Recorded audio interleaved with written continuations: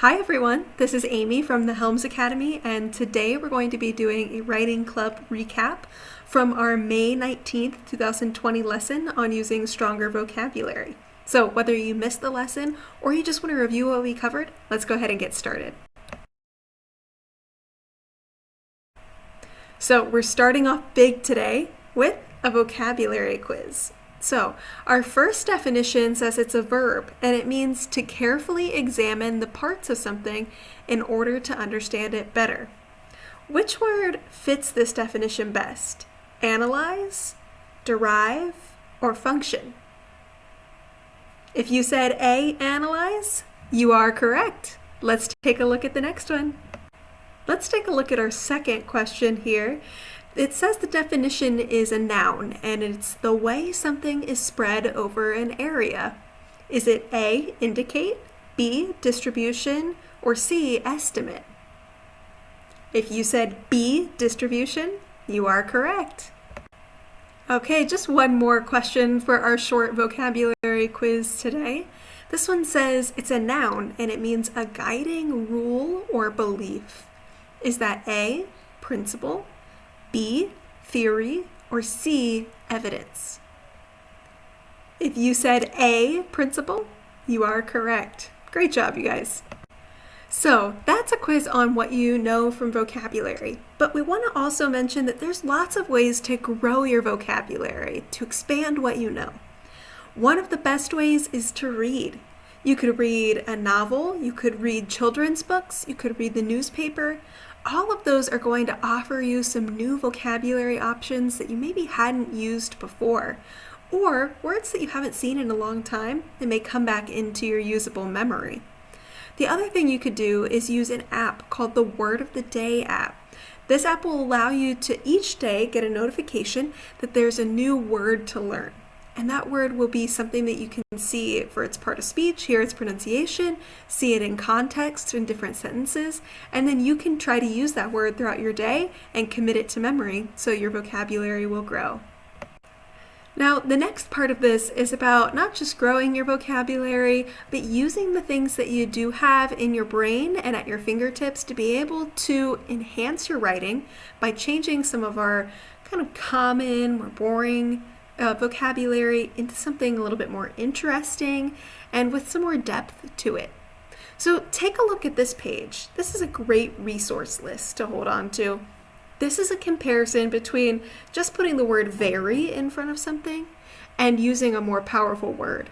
So of course, we could say something is very noisy, or we could say it's deafening. Wow, that's a much more powerful word. We could say something happens very often, or we could say that happens frequently.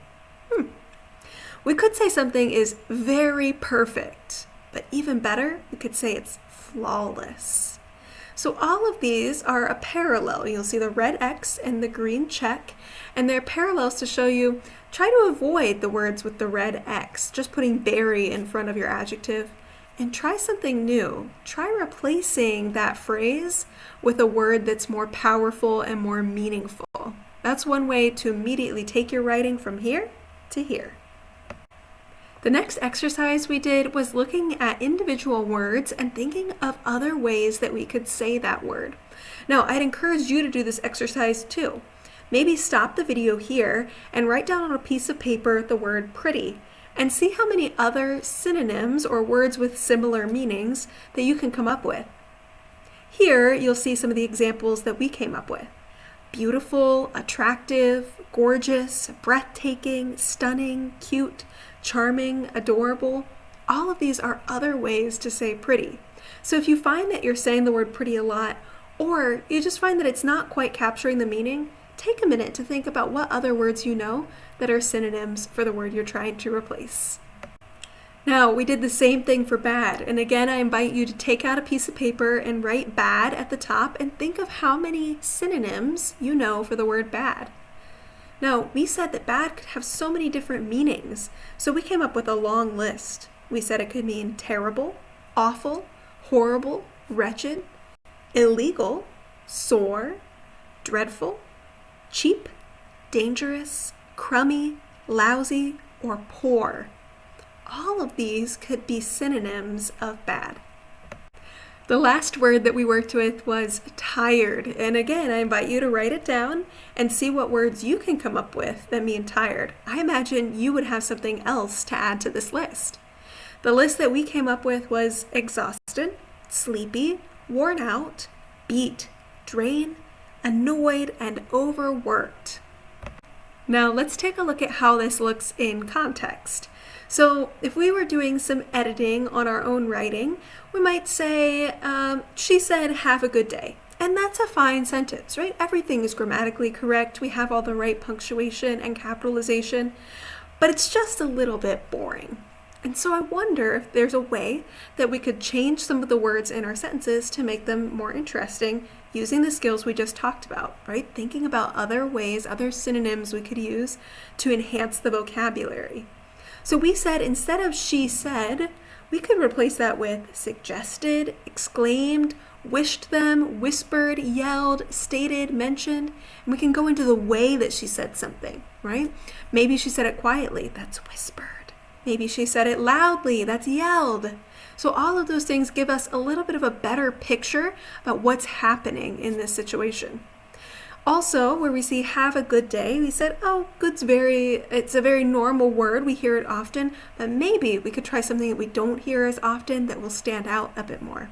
So we could say, instead of good, pleasant, nice, joyful, lovely, positive, superb, excellent, wonderful. All of those are other options that we have. And these are things that we just came up with on the spot during writing club, just right out of our brains. And so I wonder how much more we could do if we used a tool like a thesaurus. A thesaurus is a book or a website that you can now go to at thesaurus.com that will give you a list of synonyms for a word of your choice. So all you have to do is look for the word and it will come up with other words that have similar meanings.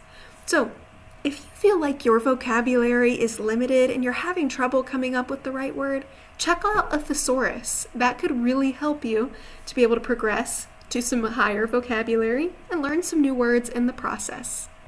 So here's a special task for you.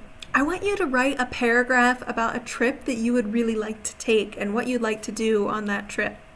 So the first thing you're going to do is just get those words on paper, right? That's a great first step to writing, is just getting your words on paper. Use whatever comes to mind first. It's fine however it is. So for example, if I were just getting my words on paper, I might just say, I'd like to go to Paris, eat good food, and shop. That's great. But now what I want you to do, once you finish the paragraph, is I want you to do some editing. You're going to go rewrite that same paragraph, but this time you're going to use a thesaurus and all of your own vocabulary knowledge to take that vocabulary to the next level. So instead of saying, I'd like to go to Paris, eat good food, and shop, I might say, I'd like to travel to Paris, taste all the delicacies, and peruse the boutiques. All right. Now we've taken that vocabulary and brought it up to the next level, so our writing is even stronger and more interesting than before. If you're a Helms Academy student, you can do this activity and send it to your coordinator to get some feedback. Thanks so much for joining me today for this Helms Academy Writing Club recap. I hope that you learned something new, and I also hope that you'll take a moment to subscribe to our Helms Academy YouTube channel so you know when all of our new videos come out. You can also check out the Helms Academy on Instagram, Facebook, and at helmsacademy.org.